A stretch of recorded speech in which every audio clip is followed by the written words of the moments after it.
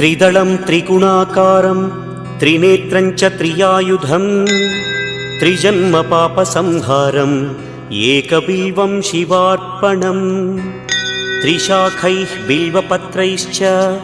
अच्छिद्रैः कोमलैः शुभैः तव पूजां करिष्यामि एकबिल्वं शिवार्पणम् कोटिकन्या महादानं तिलपर्वतकोटयः काञ्चनं शैलदानेन एकबिल्वं शिवार्पणम् काशीक्षेत्रनिवासं च कालभैरवदर्शनं प्रयागे माधवं दृष्ट्वा एकबिल्वं शिवार्पणम् इन्दुवारे व्रतं स्थित्वा निराहारो महेश्वर नक्तं हौष्यामि देवेश